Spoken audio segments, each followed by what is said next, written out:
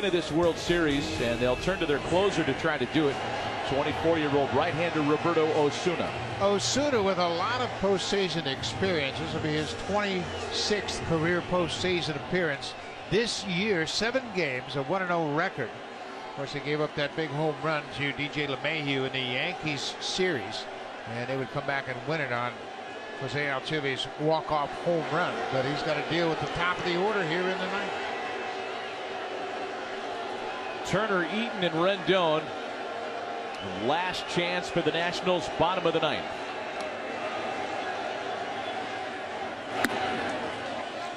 Yeah, the ALCS was a bit of a mixed bag for Roberto Osuna.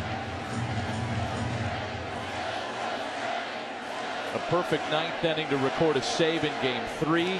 Gave up the game-tying homer in Game 6. 2 balls and no strikes. He is 4 for 5 in postseason save opportunities this year. That blown save being the homer that you mentioned to LeMahieu in Game 6 against the Yankees. Yeah, and he got a lot of experience early in his career pitching for the Toronto Blue Jays, 2015 and 16 in the postseason. Just 20 years old and did a great job early in his career. He was an all-star in 2017 and then was traded here as the 2 teams swapped closers. Ken Giles went to the Blue Jays and Osuna came in. 3 balls and a strike.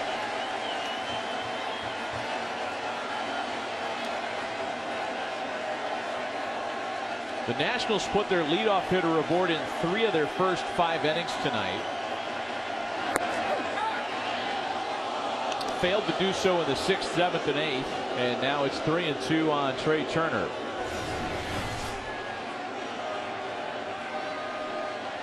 '97 around the bottom of the zone. Full count pitch, Holmes fouled away. Same velocity, same location.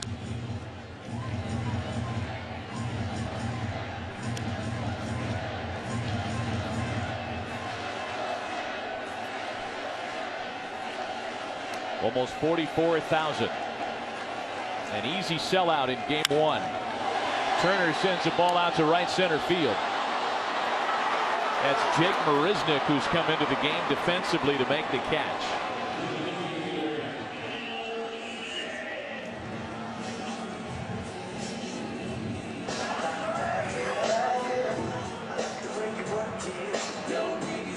Astros realign the outfield.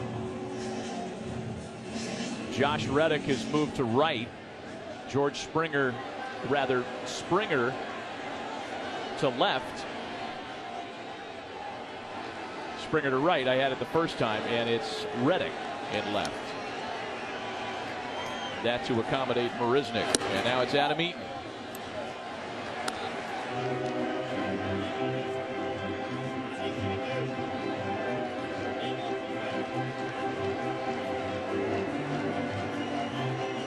Only 1 hit for Washington from the 6th inning on tonight.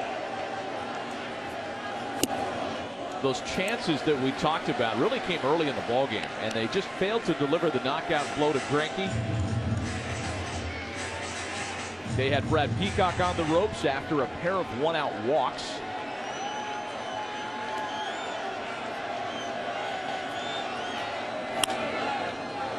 Eaton sends a flare out to shallow left center field. That's going to drop in. Adam Eaton has led the way for this Nationals lineup again tonight. His 2nd hit of this game. Has 6 hits in 3 games, and he has been on base 3 times tonight. He walked in the 3rd inning. He's been a consistent hitter to reach base. Now you're getting down to the run producers.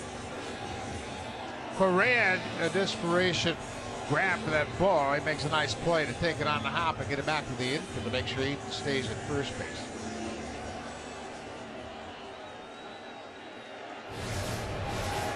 One out, 1 on for Rendon, who after doubling in the first has been quiet. 3 flyouts. Again swinging at the first pitch. That'll be the third time tonight that the Astros have retired Washington's most dangerous bat on the first pitch of a plate appearance. He was looking for a fastball, got his fastball, but got underneath it. Osuna, his fastball in the upper 90s, is able to elevate it, and that's the book on Rendon. Got to pitch him upstairs with hard stuff. And he just gets underneath it, pops it straight up, popped out to the catcher. So the Nationals would have loved to have brought Soto to the plate as the tying run. As it is, that tying run's on deck. So here's Soto with 2 away.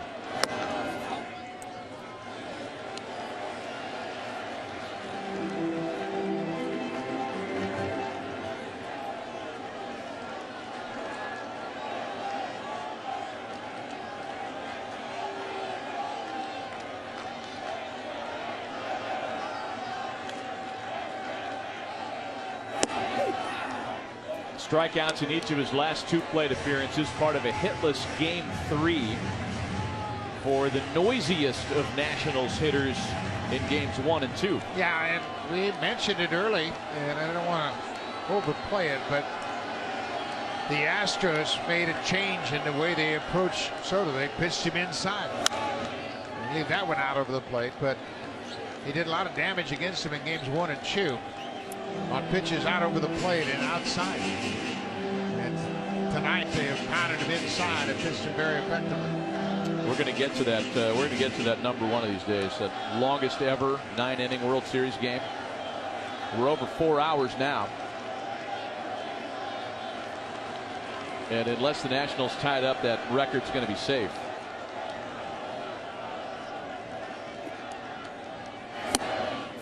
Two and two. But these games are so difficult because the lineups are so intense and they just keep fouling off pitches. And we have talked about it, how rare a 1-2-3 inning is in this World Series. And that's going to do it. Juan Soto caught looking at a called strike 3, and the Astros are into the win column for the first time in this World Series. 4-1 Houston here in Game 3. Now they took the lead in the second inning and they never looked back. Michael Brantley had a big night, couple of RBI singles. First run driven in by Josh Reddick, RBI single in the second, and they just had good at-bats all night long. And Zach Greinke did his thing, 4 2/3, allowed just 1 run on 7 hits as he pitched out of jams consistently early in the ball game. And it's a different look now for the Astros, who have a win, and it's all of a sudden a different looking series. Took just over 4 hours for the Astros to accomplish this win. That, as Buck mentions, really changes the complexion of what's to come. Game 4 on tap later on tonight.